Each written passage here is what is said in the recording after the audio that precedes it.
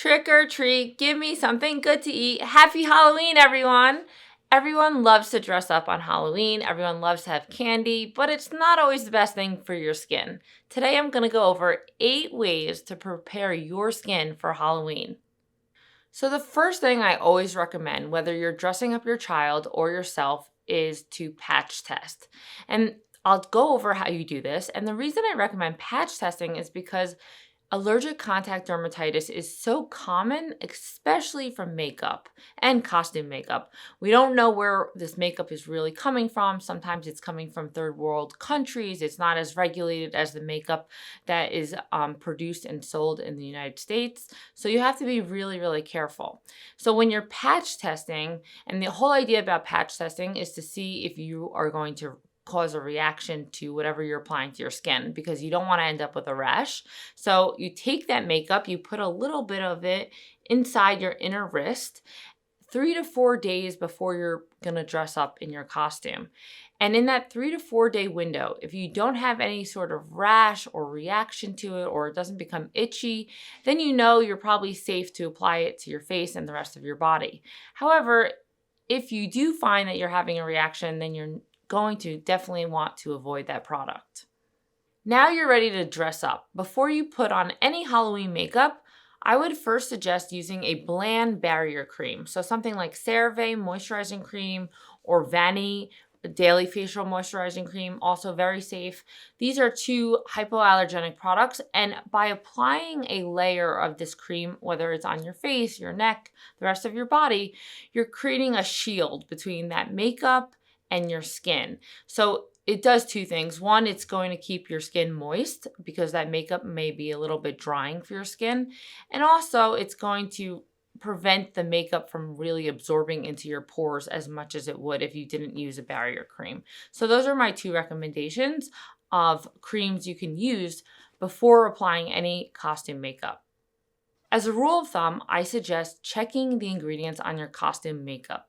Avoid ingredients like heavy metals like lead, cobalt, cadmium, formaldehyde, phthalates, acrylates, any additives. It's very hard to really go through the ingredient list on these makeups, especially when it comes to Halloween, but try to just be cautious if possible.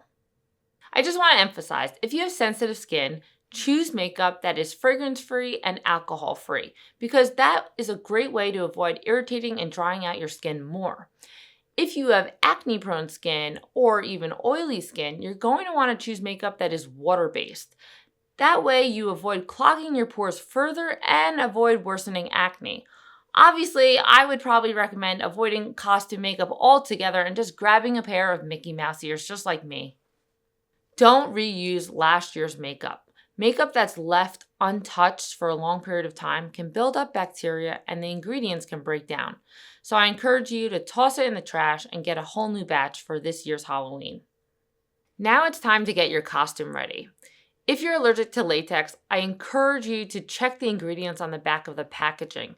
So many of these bodysuits, outfits have latex in them. Even the mask that if you're going to a masquerade, check to see if it has latex. I don't want you to have a full body reaction and it will spoil your Halloween. In my situation, I always like to mix and match. So if I'm going to be a Mickey Mouse, I pull out a red skirt, put on some black shoes, and I got myself a costume. We all love candy on Halloween. And that's pretty much the whole point of Halloween.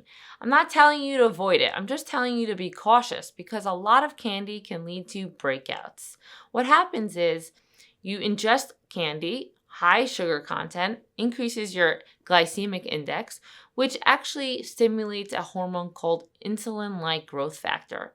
And the insulin-like growth factor starts to cause those oil glands on your face, on your skin, to increase their oil production, which leads to more acne, clogged pores, whiteheads, blackheads, and comedones. So just be mindful when you're eating your next Twix bar. Okay, you just got home from your Halloween festivities. Now it's time to get that heavy Halloween makeup off, that body glitter, that body glue, whatever you put on your skin, on your face, get it off as soon as possible. I know you're probably exhausted and you probably just want to crawl into bed and do it in the morning. Don't do that. Use micellar water, which you can buy at your local store, and it's the best and most effective way to gently remove that makeup. This is the best way to avoid future breakouts.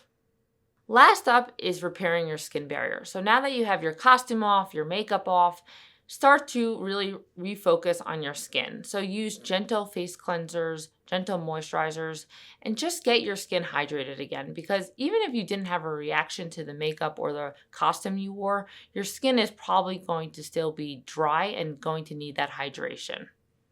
If you unfortunately developed a contact dermatitis from your costume makeup or your costume, the best thing to do is be a product minimalist.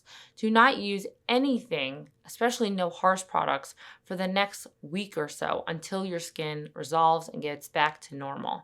The only thing I would suggest you can use is a very gentle, fragrance-free, preservative-free cleanser and moisturizer. So that's it. Happy Halloween, everyone. I hope I gave you some helpful tips on how to protect your skin.